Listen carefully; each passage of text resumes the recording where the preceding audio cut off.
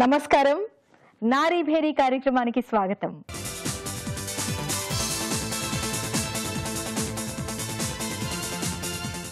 నేటి యువతీ యువకులు ఎక్కువ సమయాన్ని స్మార్ట్ ఫోన్తో గడుపుతున్నట్టు అధ్యయనాలు చెప్తున్నాయి.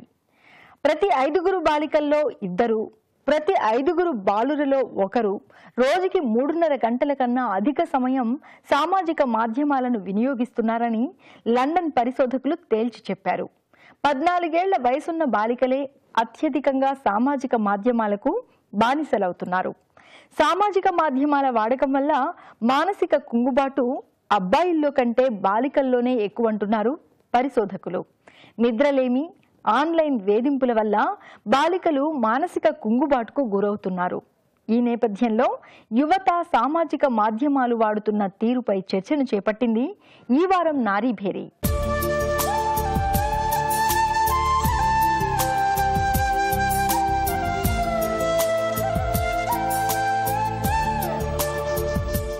బాలలత గారు, నేటి యువత రోజు 3.5 గంటల పాటు సామాజిక మాధ్యమాలతో గడుపుతున్నట్టు సర్వేలు చెప్తున్నాయి. యువత ఎందుకు సామాజిక మాధ్యమాలకు ఇంతగా బానిసలవుతున్నారు? యువత ఐటీ యుగంలో పుట్టిన వాళ్ళండి. ఈ యుగంలో మనుషుల మధ్య సంబంధాల కంటే కూడా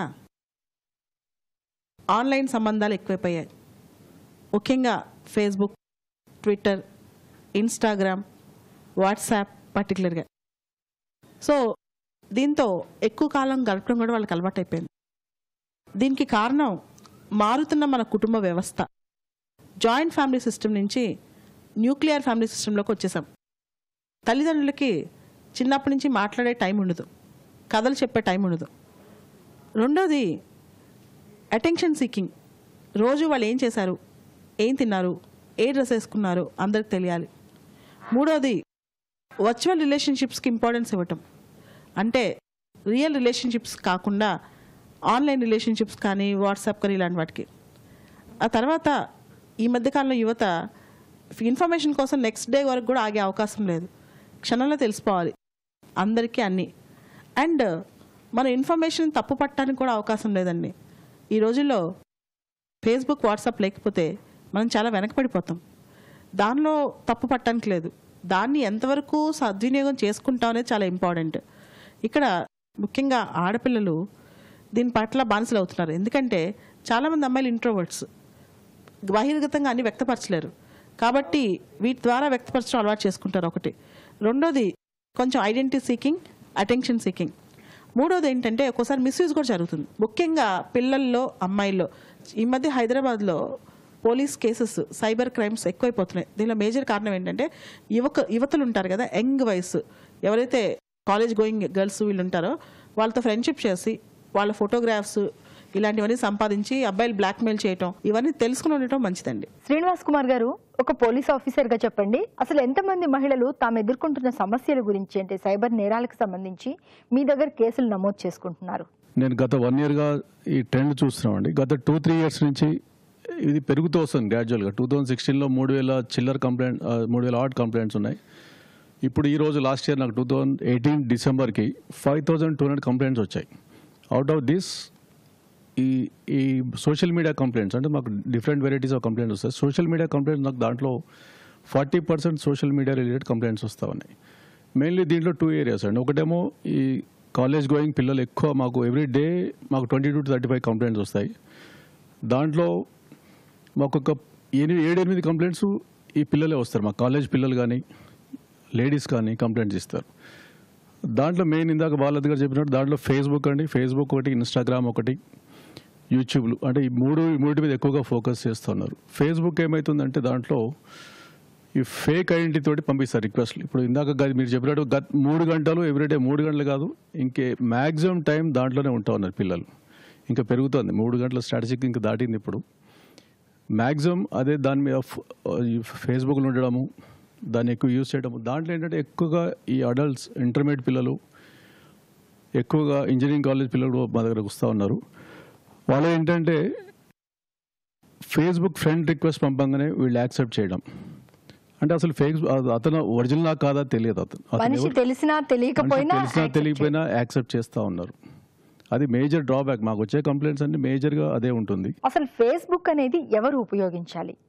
దీన్ని ఉపయోగించడానికి ఏమైనా పరిమితులు ఉన్నాయా? ఫేస్బుక్ ఇది 2004లో స్టార్ట్ అయిందండి. 2004లో స్టార్ట్ అయ్యి ఈరోజు 294 మిలియన్స్ వరల్డ్ వైడ్గా దాన్ని వాడుతూ ఉన్నారు. ఇప్పుడు ఇండియాలో దాదాపు 5 కోట్ల మంది సోషల్ మీడియాలో దాంట్లో ఈరోజు ఉన్నారు, ప్రజెంట్గా ఉన్నారు. దాంట్లో ఎక్కువగా 80% అమ్మాయిలు ఎక్కువ ఉన్నారు, దాంట్లో యూత్ ఎక్కువ ఉన్నారు. వసుప్రద గారు, 14 ఏళ్ల వయసున్న బాలికలే ఎక్కువగా సామాజిక మాధ్యమాల వాడకం వల్ల కుంగుబాటుకు లోనవుతున్నారని సర్వేలు చెప్తున్నాయి. ఎలాంటి అంశాలు బాలికల్లో కుంగుబాటుకు కారణమవుతున్నాయి? 14 ఏళ్ళు అంటే యాక్చువల్లీ అడాలసెంట్ ఏజ్ ఆన్సెట్ మాట. అప్పుడు ఏంటంటే వాళ్ళు ఎక్స్ప్లోర్ చేయాలి, బయటికి వెళ్ళాలి, బయట ప్రపంచం ఏంటో కనుక్కోవాలి. కాక identity, first time sexual identity actually. ఎందుకంటే అప్పటి వరకు అందరు పిల్లలే, తర్వాత అమ్మాయిలు అబ్బాయిలు తేడా వస్తుంది. ఈ ఏజ్లో వీళ్ళకి ఏంటంటే ఒక ఫీడ్బ్యాక్ కావాలి, they are seeking feedback. Social media ఎవరిని అట్రాక్ట్ ఎక్కువ చేస్తోందంటే బయటికి ఎక్కువ వెళ్ళని వాళ్ళకి ఆన్ వన్ సైడ్, బాగా బయటికి వెళ్ళే వాళ్ళకి on the other side. So మధ్య రకంగా కాకుండా ఈ రెండు పోలార్ ఆపోజిట్స్ వీళ్ళకి ఎక్కువగా they finding it attractive. So అసలు బయటికి వెళ్ళని వాళ్ళకి ఏంటంటే నేను బయట ప్రపంచం దీని ద్వారా మీట్ అవ్వాలి. మీట్ అయ్యి కేవలం మీట్ అవుతే సరిపోదు కదా, దానిలో నేనేమిటి, హూ ఆమ్ ఐ. సో దీనిలో ఈ క్వెస్ట్లో, ఈ వెతకడంలో ఏంటంటే నాకేదో ప్రపంచం పెద్దదవ్వాలి, నా ప్రపంచం పెద్దదవ్వాలి. So there is a need for that. ఆ ఏజ్లో ఏంటంటే దెర్ ఈస్ అ నీడ్. కాక ఏంటంటే ఆల్సో కొంచెం నిజం చెప్పాలంటే they are also looking at my own sexual identity, my identity, రెండు ఉంటాయి, 2 డిఫరెంట్ థింగ్స్. ఎందుకంటే అడాలసెంట్ ఏజ్లో 2 ఉంటాయి. ఇవి ఉన్నప్పుడు ఏంటంటే వీళ్ళు అన్ని రకాల ఒక విధమైన అట్రాక్షన్ దానిలో కనిపించబట్టే ఆ ఏజ్లో మొదలెడతారు. అమ్మాయిలు ఎక్కువగా, ఎందుకంటే అమ్మాయిలు కొంచెం ఇంటి పట్టునే ఉంటారు. ఇప్పుడు బయట ప్రపంచం నా గురించి ఏమనుకుంటోంది. సో నేను ఏదైనా ఫోటో పెట్టగానే అర్జెంట్గా అందరు లైక్లు కొట్టాలి, వచ్చాయా లేదు. 3 లైక్లు వచ్చాయంటే ఆ రోజు నాకు చాలా దుఃఖం వస్తుంది. కామెంట్స్ రావాలి, నువ్వు చాలా బాగున్నావు అని చెప్పాలి, నేను చెప్పిన జోక్ బాగుందనాలి, ఇలాంటివి చాలా జరుగుతుంటాయి. So there is a lot of dependence ఎక్కువ ఉంటుందండి. డిపెండెన్స్ ఎక్కువ ఉండేసరికి, ఎందుకంటే నీడ్ ఫర్ కమ్యూనికేషన్. ఇంకొకటి ఏంటంటే in the same context bullying కూడా చాలా జరుగుతుంది యాక్చువల్లీ. అమ్మాయిలకి వాళ్ళు ఏదైనా ఒకటి ఇన్ఫర్మేషన్ షేర్ చేశారంటే వెంటనే దాని మీద చాలా రకరకాల కమెంట్లు వస్తాయి. సో దీనిలో ఏంటంటే పియర్ గ్రూప్ మనకి నచ్చిన వాళ్ళు కరెక్ట్గా ఉన్నారనుకోండి, లైక్లు వస్తాయి, లేదంటే దాని గురించి బుల్లింగ్ అవుతుంది. శ్రీధర్ గారు, టీనేజ్ పిల్లలు స్మార్ట్ ఫోన్ వాడకం వల్ల ఇంట్లో గొడవలు జరుగుతున్నాయని వింటున్నాం. అసలు ఈ స్మార్ట్ ఫోన్ వాడకం అనేది మానవ సంబంధాలని ఏ విధంగా ప్రభావితం చేస్తోంది? ఈ రోజు మనం వాడుతున్న స్మార్ట్ ఫోన్స్ కానీ ల్యాప్టాప్స్లో కానీ స్క్రీన్లో వైట్ లైట్ ఉంటుంది యాక్చువల్గా. అంటే మనకు బ్రైట్నెస్ వైట్ లైట్ అంటాం. దాంట్లో బ్లూ లైట్ అని, అంటే తెలియకుండానే బ్లూ టింట్ అనేది ఒకటే కళ్ళ మీద రిఫ్లెక్ట్ అవుతూ ఉంటుంది. సో దానివల్ల ఏంటంటే ఒక బ్రెయిన్లో నిద్ర రావడానికి సంబంధించిన ఒక హార్మోన్ ప్రొడక్షన్ ఉంటుంది. ఆ ప్రొడక్షన్ ఆగిపోయేసి పూర్తిగా మనకు నైట్ 10 అయినా 11 అయినా 12 అయినా కానీ మనకి ఆవలింతలు రావు. అంటే ఆ పర్టికులర్ హార్మోన్ రిలీజ్ అయినప్పుడు మాత్రం మనకు ఆవలింతలు రావడం కానీ ఆ నెక్స్ట్ ఫేజెస్లో నిద్ర రావడం కానీ జరుగుతుంది. ఎప్పుడైతే హార్మోన్ ప్రొడక్షన్ స్టాప్ అయిపోతుందో ఆటోమేటిక్గా నిద్ర, అంటే మనకు 11 అయినా 12 అయినా కానీ ఇక మెలుకుతూనే ఉండాలి. అంటే అది పగల్లాగే అనిపిస్తుంది తప్పించేసి నిద్ర ఫీలింగే రాదు. సో దీనికి బలైపోయేసి చాలామంది నిద్ర రావట్లేదు ఫోన్ వాడదామని చెప్పేసి అన్నట్టు అనుకుంటున్నారు. ఈ రోజు వస్తున్న స్మార్ట్ ఫోన్స్లో చాలా వాటిల్లో లేటెస్ట్గా బ్లూ లైట్ ఫిల్టర్ అని చెప్పేసి అని ప్రత్యేకంగా ఒక సెట్టింగ్ ఉంటుంది, లేదా నైట్ మోడ్ అని చెప్పేసి ఒక సెట్టింగ్ ఉంటుంది. లేదా మీరు గూగుల్ ప్లే స్టోర్లో ఇలాంటి వాటిలో వెళ్తే కనుక FLUX ఫ్లక్స్ అని చెప్పేసి అని ఒక చిన్న అప్లికేషన్ ఉంటుంది. దాన్ని డౌన్లోడ్ చేసుకొని ఇన్స్టాల్ చేసుకుంటే అది ఈవినింగ్ 6 o'clock తర్వాత నుంచి ఆటోమేటిక్గా అది యాక్టివేట్ అయిపోయేసి ఒక టింట్, అంటే బ్లూ లైట్కి బదులుగా రెడ్ టింట్ అనేది క్రియేట్ చేసి నైట్ మనకి బ్రహ్మాండంగా నిద్ర వచ్చేలాగా చేస్తుంది. సో దాంతో బయలాజికల్ క్లాక్ అనేది కంట్రోల్లోకి వచ్చేసేస్తుంది. ఇక మీరు అన్నట్లుగా ఈ స్మార్ట్ ఫోన్ యూజ్ చేయటం వలన చాలామంది కెరీర్ మీద స్పెండ్ చేయకుండా, నిజంగా కొంతకాలం క్రితం చూస్తే 1 సంవత్సరం పాటు బాగా కష్టపడి చదివి ఏదన్నా ఒక మంచి మార్క్స్ స్టేజ్ చేసేసుకొని ఒక ర్యాంక్ సాధిస్తే కనుక దాని గొప్ప అచీవ్మెంట్గా ఫ్రెండ్స్తోనూ రిలేటివ్స్తో అందరితో చెప్పుకొని చాలా గర్వంగా చెప్పుకునేవాళ్ళు, వాళ్ళు కూడా అప్రిషియేట్ చేస్తూ ఉండేవాళ్ళు. కానీ ఈరోజు ఇన్స్టెంట్గా అప్రిషియేషన్ కావాల్సి వస్తుంది. అంటే ఈ రోజు ఫోటో అప్లోడ్ చేస్తే సాయంత్రానికి లైక్లు వచ్చేసేస్తే కనుక నా ఈగో సాటిస్ఫై అయిపోతుంది, నేను గొప్ప వ్యక్తిని అయిపోయాను. ఇంకా 1 year పాటు కష్టపడాల్సిన అవసరం ఏముంది? సో ఎప్పుడైతే లాంగ్ టర్మ్ సాటిస్ఫాక్షన్ లెవెల్స్ అనేది తగ్గిపోయేసి ఇన్స్టెంట్ సాటిస్ఫాక్షన్కే ఆగిపోతున్నామో కెరీర్ అనేది ఇదైపోతుంది. చేతన గారు, నేడు చాలా మంది అమ్మాయిలు ఆన్లైన్ ప్రేమల్లో మోసపోతున్నారు.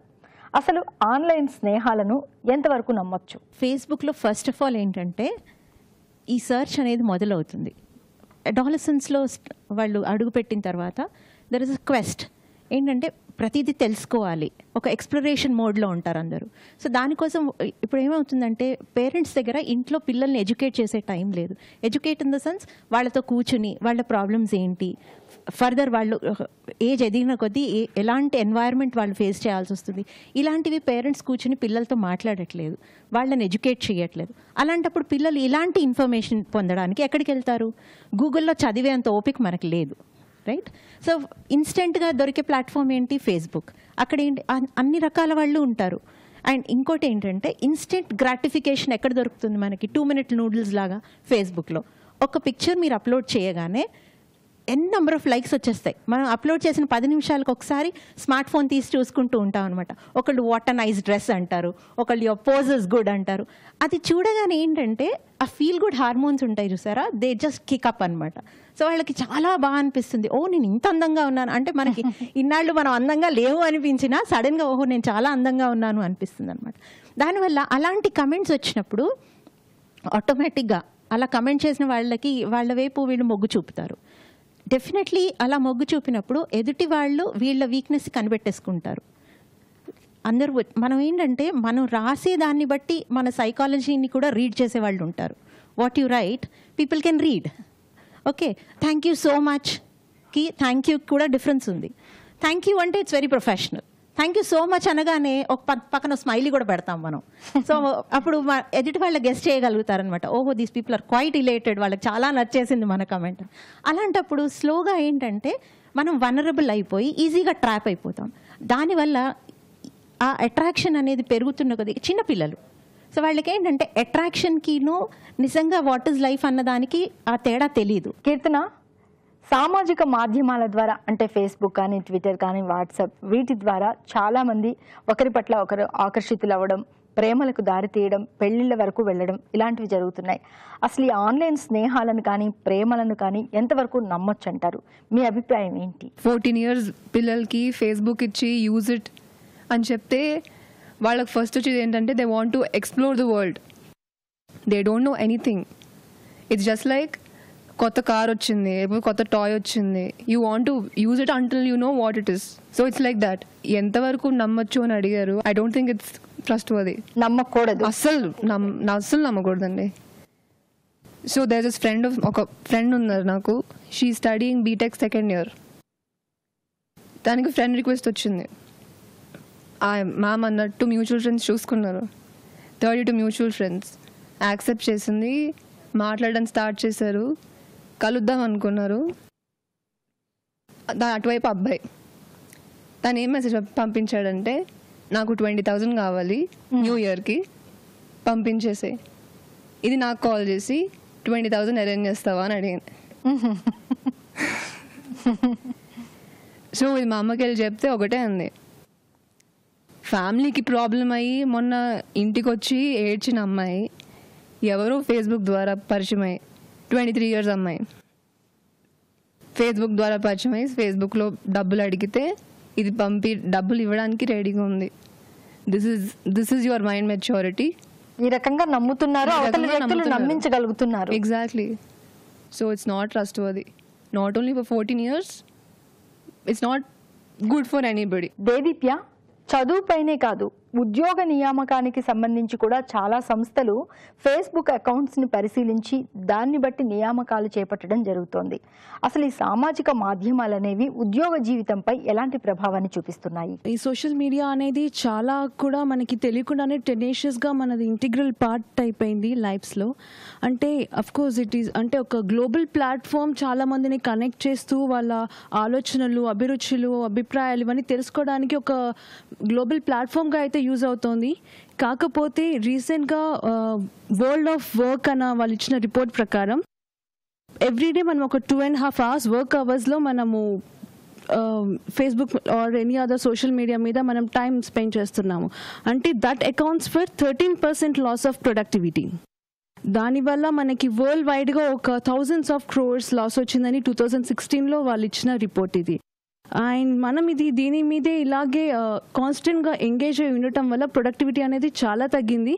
ప్లస్ చదువుకునే వాళ్ళకు కూడా మనం or in any other thing attention span అనేది 8 secondsకి రెడ్యూస్ అయిపోయింది. అంటే 9th second మనం వేరే ఏదో దాని మీద ఫోకస్ అయిపోతుంది. అంటే మనం ఏదైనా పోస్ట్ చేసి ఉంటే 8 seconds కన్నా మనం ఎక్కువ కాన్సన్ట్రేట్ చేయలేకపోతున్నాం. 9 second మనకి లైక్ వచ్చిందా, కమెంట్ వచ్చిందా, ఇలాంటి కైండ్ ఆఫ్ ఆలోచనలన్నీ వస్తున్నాయి అన్నమాట. ప్లస్ ఆఫీస్ అవర్స్ కాకుండా 1.5 hour మనం ఆఫ్ వర్క్ కూడా మనం అలాగే యూస్ చేసుకుంటున్నాము. అండ్ రీసెంట్గా ఇచ్చిన రిపోర్ట్స్ ప్రకారం 2.27 billion యూజర్స్ ఉన్నారు ఫేస్బుక్లో. అంటే if they constitute in a country, అది మన ఇండియా కన్నా చైనా కన్నా లార్జెస్ట్ కంట్రీ అయ్యే ఛాన్సెస్ ఉంటాయన్నమాట. శ్రీనివాస్ కుమార్ గారు, సోషల్ మీడియాలో అమ్మాయిలు తమ వ్యక్తిగత జీవితానికి సంబంధించి ఎలాంటి విషయాలు అస్సలు పంచుకోవద్దు, అంటే ఎలాంటి స్వీయ నియంత్రణ అనేది పాటించాలి? పర్సనల్ ఫోటోగ్రాఫ్స్ అసలు షేర్ చేయడం ఉండకూడదండి. ప్లస్ ప్రైవసీ పెట్టుకోవాలి. ప్రైవసీ పెట్టుకోకపోతే ఏమవుతుందంటే ఆ ఫోటోగ్రాఫ్స్ అన్నీ తీసుకొని చాలా చోట్ల యూస్ చేస్తూ ఉన్నారు. మన డాటా ఇక్కడ ఈరోజు నా డాటా కానీ మన డాటా కానీ అసలు మన నెంబర్స్ ఎక్కడెక్కడ యూజ్ చేస్తున్న ప్రపంచవ్యాప్తంగా ఎవరికి తెలియదు. ఈరోజు మొన్న ఒక చోట ఇండోర్ ఒక కేసులో వెళ్తే వాళ్ళ దగ్గర లక్షల మంది హైదరాబాద్ టోటల్ నాకు తెలిసి హైదరాబాద్లో ఉన్న చాలా డాటా మొత్తం ఐఎస్పీ ద్వారా సర్వీస్ ప్రొవైడర్స్ ఎవరు ఉన్నారో ఈ డాటా మొత్తం అమ్మేశారు వాళ్ళకి. ఆ డాటా మీద వాళ్ళ బిజినెస్ ఎవ్రీ డే వాళ్ళది ఎవ్రీ మంత్ 1,500 crores దాని మీద అంత బిజినెస్ చేస్తూ ఉన్నారు. అంటే డాటా సెల్లింగ్ అనేది ఈరోజు పెద్ద మార్కెట్. వాట్సాప్ కానీ ఫేస్బుక్ కానీ వీళ్ళందరూ ఉత్తగా మనకు సర్వీసెస్ ఎవరు ఇవ్వరండి. ఉత్తగా ఈరోజు ఒక పైసా మన మీద ఖర్చు పెట్టి ఎవరు పెట్టరు. ప్రైవేట్ కంపెనీస్, గవర్నమెంట్ పెడితే పెట్టచ్చేమో కానీ ప్రైవేట్ కంపెనీస్ మాత్రం డాటా సేల్, ఈరోజు బిగ్ డాటా సేల్ ఏదైతే ఉందో అదే మొత్తం ప్రపంచం నడిపిస్తుంది. మార్కెట్లో నడిచేదంతా మొత్తం డాటా సేల్ నడుస్తుంది. ప్రతి ఒక్కళ్ళు వాళ్ళ ఉన్న డాటా అమ్మేస్తూ ఉన్నారు, దాంతో డబ్బులు తెచ్చుకొని మీరు నేను చెప్పేది ఏమంటే పర్సనల్గా వాళ్ళు ఫోటోగ్రాఫ్స్ ఎవరు పెట్టకూడదండి. ఆడవాళ్ళు మగవాళ్ళు పెట్టుకుంటే దాంతో ఇబ్బంది ఏం లేదు. స్పెసిఫిక్గా ఆడవాళ్ళు మాత్రం అది పెట్టుకోవడం చేయకూడదు. ప్లస్ ప్రైవసీ కూడా కంపల్సరీ దాంట్లో సెక్యూరిటీస్లో ప్రైవసీ పెట్టుకోవాలి.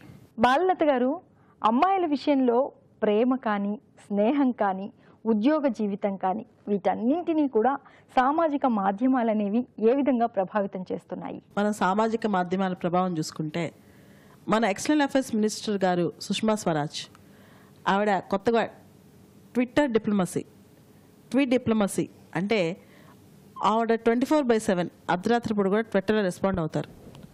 మోడీ గారికి కూడా ట్విట్టర్ అకౌంట్ ఉంది, ఫేస్బుక్ అకౌంట్ ఉంది. అదేవిధంగా ఈ మధ్య కాలంలో బేటీ బచావో బేటీ పడావో అనే ఒక ప్రోగ్రామ్కి సెల్ఫీ విత్ డాటర్, ఆడపిల్ల పుట్టినందుకు సెల్ఫీ అన్నమాట ఆడపిల్లతో, అది కూడా ఒక ప్రైడ్. మనం పూర్తిగా సామాజిక మాధ్యమాల్ని మనిషి జీవితంలో తీసేలేం. అండ్ దేశవ్యాప్తం నుంచి పర్సనల్ లెవెల్ వరకు కమ్యూనికేషన్ చాలా వరకు మార్పు వచ్చిన తర్వాత ఇవి తప్పనిసరి. మంచిగా ఉపయోగించుకుంటే ఈ రకంగా బాగుంటుంది, చక్కగా ఉంటుందండి. ఎందుకంటే ఇవి లేకపోతే జీవితం ఇప్పుడు జరగదు. 24/7 మనకి సామాజిక మాధ్యమాలతో అవసరం ఉంది, లేదని మాత్రం ఎవరు చెప్పలేరు. అయితే దీనిలో దుర్వినియోగం అనేది చాలా ఎక్కువ అవుతుంది. 2-3 విషయాలు. ఐడెంటిటీ సిండ్రోమ్, ముఖ్యంగా ఐడెంటిటీ సిండ్రోమ్, తమను గుర్తించాలనే తాపత్రయం. దాంతో ఏం చేస్తారంటే ఉన్నవి లేనివి, గొప్పలు, అబద్ధాలు ఇవి కూడా ఫేస్బుక్లో పోర్ట్రే చేస్తుంటారు. దానివల్ల ఏమవుతుందంటే ఎక్సాగరేట్ అయిపోద్ది. అందుకని చెప్పి లిమిటెడ్గా యూజ్ చేసుకుంటే ఏ మాధ్యమమైనా అద్భుతంగా మనకు ఉపయోగపడుతుంది. చైతన్య గారు, ఇటీవల పెళ్లిళ్ళ విషయాల్లో కూడా సామాజిక మాధ్యమాల ప్రభావం ఎక్కువగా ఉంటుంది. మరి అమ్మాయిలు ఈ విషయంలో ఎలాంటి జాగ్రత్తలు తీసుకోవాలి? దీంట్లో 2 sections ఉన్నాయండి. వన్ ఇస్ పెళ్ళిళ్ళ మీద ఎలా ప్రభావం పడుతుందంటే చూసింగ్ ద రైట్ పార్ట్నర్. మనం ఇందాక మాట్లాడుకున్నాం, వెబ్సైట్స్లోంచి తర్వాత మ్యాట్రిమోనియల్ సైట్స్లోంచి వాళ్ళ ప్రొఫైల్ చూసి సరే ఇది బాగుంది అని మనం దాన్ని షార్ట్ లిస్ట్ చేసుకోవడం అదొకటి. తర్వాత మళ్ళీ సైబర్ ప్రేమల్లో పడి వాళ్ళని ఓకే అనుకోవడం, అది ఎలాగో ఒక రిస్కీ ప్రాబ్లం. ఓకే, సో అక్కడ మనకు మంచి వాళ్ళు దొరుకుతారు అన్న గ్యారంటీ లేదు, అలాగని ప్రతిసారి చెడ్డవాళ్ళు దొరుకుతారని కూడా లేదు. సమ్ టైమ్స్ మ్యాట్రిమోనియల్ సైట్ చాలా మటుకు ఇవాళ రేపు మ్యాట్రిమోనియల్ సైట్స్ మీద డిపెండ్ చేసుకునే చాలా మ్యాచెస్ అలయన్సెస్ ఫిక్స్ అవుతున్నాయి. సో పూర్తిగా మనం దీన్ని నెగెట్ కూడా చేయలేము. అలాగని చెప్పేసి దీన్ని ఓవర్ యూజ్ కూడా చేయలేము, ఓవర్గా దీనిపైన నమ్మకం కూడా పెట్టలేము.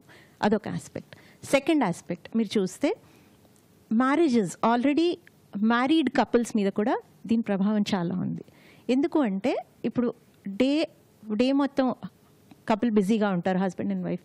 ఇంటికి వచ్చిన తర్వాత వాళ్ళు యాక్చువల్లీ ఇది వరకు పిల్లలతో స్పెండ్ చేయడము, ఫ్యామిలీ టైం అలాంటివి ఉండేవి. కానీ ఇప్పుడు ఏమైపోతుందంటే డే అంతా బిజీగా ఉండి ఏదైతే ఈవినింగ్ టైం మనం ఫ్రీగా ఉండాలో ఆ ఈవినింగ్ ఫ్రీ టైంని కాస్త మనం సోషల్ మీడియాకి అంకితం చేసేస్తున్నాం.